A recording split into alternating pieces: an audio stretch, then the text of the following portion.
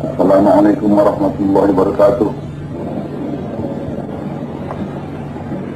Kita maha bersyukur kehadirat Allah Subhanahu wa ta'ala dapat melaksanakan zikrullah khusus ini. Mudah-mudahan dengan tidak ada kurang suatu apa, tidak lain tidak bukan untuk menghampirkan diri kehadirat Allah Subhanahu wa ta'ala, dan akhirnya dengan harapan sepenuhnya akan kurnia Allah Subhanahu wa ta'ala dapat dihampiri dan dapat berhampir beserta kepada Yang Maha Akbar. Ini suatu pekerjaan yang paling sulit di atas dunia ini, tidak ada tolok bandingannya. Tidak mudah Tuhan menyertai kita, dan memang kenyataannya Tuhan tidak menyertai umat. Disertai oleh Allah adalah tujuan daripada kehidupan dunia dan akhirat. Kami katakan tujuan karena beserta dengan Allah pada hakikatnya adalah surga jannatul na'im dunia dan akhirat. Pada sisi Allah Subhanahu wa ta'ala tiada huru-hara, tiada bencana, bahkan tiada kehancuran dan kematian. Yang hanya adalah sejahtera, kelestarian dan kebahagiaan yang hakiki, berkecukupan, tiada keluh kesah. Ini yang digambarkan sebagai surga jannatul na'im yang paling tinggi. Oleh sebab itu, pekerjaan yang paling tinggi, yang paling sempurna adalah pekerjaan yang paling sulit dilaksanakan. Tidak sia-sia Rasulullah SAW bersabda, pekerjaan yang paling sulit di atas dunia adalah menyebut nama la ilaha illallah. Tetapi kalau bunyinya saja adalah pekerjaan yang paling mudah disebutnya, sehingga seluruh dunia dapat menyebutnya. 2 kalimat syahadah dapat disebutnya, dan sekaligus ia telah menjadi Islam pada syari'inya, pada zahirnya, pada lisannya, bahkan barangkali terus sampai ketemu pada kehidupannya zahiriyah. Namun ini belum berarti bahwa rohnya telah Islam, karena jasmani hanya akalnya dan ilmunya dengan rohnya adalah mempunyai dimensi yang berlainan. Akal itu di waktu tidur telah mati, akal tidak bekerja lagi, dia lumpuh, tetapi roh masih hidup. Pikiran pun begitu juga. Di dalam alam sadar ini pikiran dan akal bekerja. Di dalam alam tidur, alam di bawah sadar, dia tidak bekerja lagi, sedangkan roh masih ada. Bahkan alam sadar dibawa ke alam di atas sadar, dia pun lumpuh dan roh masih ada. Oleh sebab itu, mengislamkan zahiriyah, akaliyah, ilmiah kita adalah dapat terlaksana, dan manusia itu akan dipandang sempurna hidupnya sebagai seorang Islam. Namun roh yang belum dijangkau oleh Islam, karena hakikat daripada al-Islam telah kita sebutkan tadi, beserta dengan Allah Subhanahu wa ta'ala. Lisan telah dapat menyebut, akal telah dapat memikirkannya, fikiran telah dapat mengolahnya dan mempertimbangkannya, namun roh belum menyebutnya lagi. Karena ini harus diajari dengan rohan yang lebih tinggi. Lisan daripada seorang guru dapat menuturi otak seorang murid, sehingga murid itu mengerti, dan terjadilah transfer of knowledge daripada si guru kepada si murid. Tetapi roh si murid tidak dapat diajari dengan lisan daripada si guru, Ruh si murid hanya dapat diajari oleh ruh sang guru. Tadi kita sebut hakikat Islam dalam berserta dengan Allah. Hakikat Islam menyebut 2 kalimat syahadat. Begitu juga hakikat daripada Islam, daripada sang ruh harus disertai oleh Allah. Untuk memasukkan nama Allah ke dalam ruh, ini mempunyai metodologi. Metodologi dalam bahasa Arab, tarikatullah. Jadi mutlak mau tidak mau untuk mengislamkan sang roh tadi oleh sang rohani daripada guru, harus memakai metodologi, yaitu tarikatullah. Dan inilah yang paling kekal dan abadi, karena roh hidupnya kekal dan abadi. Dia akan hidup kekal dan abadi dalam kesejahteraan kalau ia berserta dengan Allah Subhanahu wa taala di alam baka dan di alam zahir ya. Dia akan merana selama-lamanya kalau dia tidak berserta dengan Allah Subhanahu wa taala. Oleh sebab itu tarikatullah, metodologi untuk masukkan kalimat Allah ke dalam roh ini adalah mutlak perlu, yang dimasyhurkan dalam Al-Islam, dalam Al-Quran surah Jin ayat 16. Wa allazi istaqamu ala tariqati la asqainahum ma'a ghalabah. Barang siapa yang berdiri tetap di atas tarikat yang benar, kami limpahkan kurnia baginya seperti hujan lebat dari langit. Jadi sekarang kita ini adalah advance daripada Al-Islam.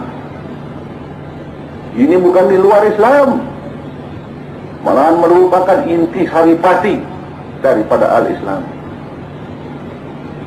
Ini merupakan lanjutan daripada apa yang telah kita pelajari di University of Islam.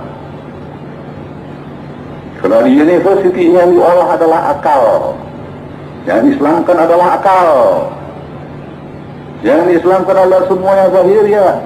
Dan puncak daripada Islam yang melalui university adalah seorang mukmin jasmaniah yang sempurna Islamnya, tapi rohnya belum disinggung. Sedangkan kehidupan manusia itu tidak luput daripada roh, bahkan roh inilah yang akan kekal dan abadi. Dia akan masuk dalam alam eternity. Sedangkan jasmani hanya sepintas lalu dalam dunia ini. Berapa artinya 40 tahun, 50 tahun, 60 tahun, 70 tahun, 100 tahun dibanding dengan eternity, miliar tahun yang akan ditempuh ruh itu. Kalau dia tidak akan berhampir dengan Tuhan dalam alam bakanya yang berlanjut miliar tahun, akan merana selama-lamanya dan tidak akan pernah sampai kepada Tuhan tanpa metodologi. Dan dalam metodologi tarikatullah adalah faktor yang unlimited. Dalam ilmu fisika dan kimia telah diuraikan panjang lebar bahwa Rasulullah SAW sendiri untuk sampai kepada Allah Subhanahu wa taala harus memakai suatu faktor yang unlimited yang disebut al-buraq, yang datangnya dari Allah Subhanahu wa taala. Ini bukan perantara tetapi channel. Apakah kita umatnya tidak memakai channel? Di dalam tarikat ada channel. Wabtahu ilahil wasilata. Cari channel dan frekuensi. Karena Allah Subhanahu wa taala tidak ada dalam dimensi dunia. Lihat Al-Fatihah. Maliki yaumiddin. Saya raja di akhirat. Di akhirat ya. Alam dimensi akhirat. Engkau hendak berhubung ke sana, hendak berbicara dengan dia dalam salatmu, cari channel dan frekuensi. Dulu kita disuruh belajar rite, menghafal kata-katanya, teksnya. Pelaksanaan teknisnya ada dalam tarikatullah. Segala sesuatu harus melalui syarat-syarat teknis untuk pelaksanaannya. Dan kalau ini terlaksana dalam yang baik, wajahidu fi sabilihi, dimatangkan itu dalam training center. Sungguh-sungguh wajahidu fi sabilihi. Sungguh-sungguh di atas jalan alam ini, sungguh-sungguh di atas metodologi ini, sungguh-sungguh di atas tarikat ini, sungguh-sungguh di atas amalan ini. Apa inti daripada amaliyahnya? La ilaha illallah atau Allah, Allah atau nama Tuhan. Jadi al-tariqah adalah sangat ilmiah, seperti al-Islam adalah al-Islam ilmiah amaliyah. Sekarang dapat kita uraikan dengan sepuas-puasnya secara ilmiah apa itu tariqah. Karena ilmiah modern teknologi telah memuncak kepada puncak firmamennya. Seabad yang lewat,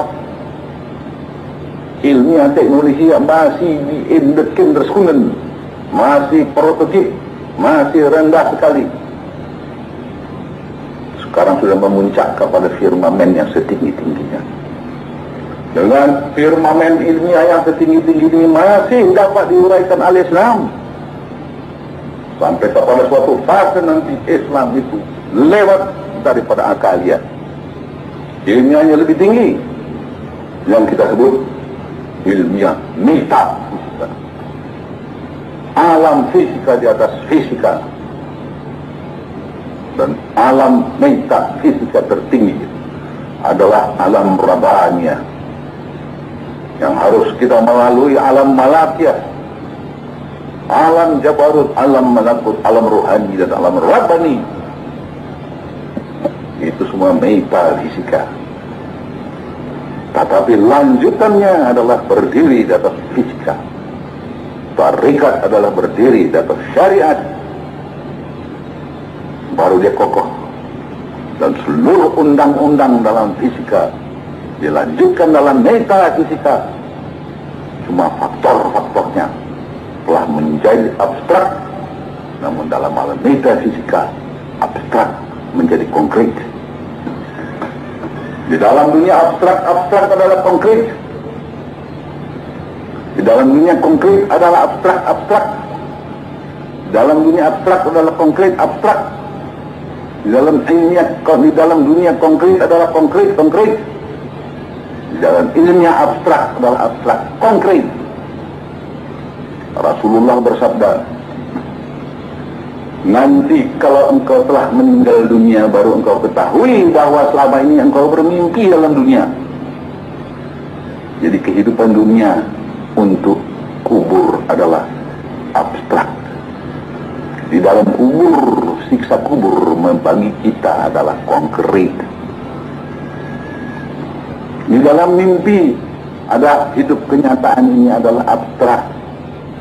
Di dalam mimpi sekalian kejadian dalam mimpi bagi kita adalah konkret. Kemudian kita sadar terjatuh dari tempat tidur. Oh, baru kita tahu rupanya tadi yang saya alami adalah mimpi yang abstrak. Tapi dalam mimpi tadi itu semua menjadi kenyataan. Begitu dalam kubur nanti segala siksa kubur itu menjadi kenyataan yang sekarang bagi kita masih abstrak. Rasulullah bersabda, kalau engkau telah meninggal dunia nanti baru engkau ketahui engkau selama ini bermimpi di dunia. Tapi dalam mimpi, yang mimpi menjadi konkret. Sesudah nanti meninggal dunia, baru meninggal dunia itu konkret. Dan hidup di dunia menjadi abstrak. Betapa hebat ucapan Rasulullah itu yang kita terjemahkan dalam ilmiah modern sekarang ini. Kan begitu. Tambah kali kurang, positif kali negatif adalah negatif. Konkret digandeng dengan abstrak adalah abstrak. Abstrak dengan abstrak menjadi konkret. Kurang kali kurang sama dengan tambah. Konkret dia. Kurang kali tambah sama dengan kurang. Negatif kali positif sama dengan negatif. Jadi kalau engkau dalam menuju kehadirat Allah Subhanahu wa taala dalam salatmu yang konkret, yang positif, masih ada unsur negatif dalam dirimu, yaitu asyaitan. Digandeng dengan salat yang tertolak. Awailul lil musallin alladzina hum an salatihim sahun. Hebat itu Rasulullah. Sekarang kita hanya terjemahkan dalam dunia. Salat itu, naik haji itu, semuanya itu konkret, itu bagus, itu positif. Tapi naik haji dengan uang judi, digandeng dengan negatif, hajinya tertolak. Positif kali negatif adalah negatif.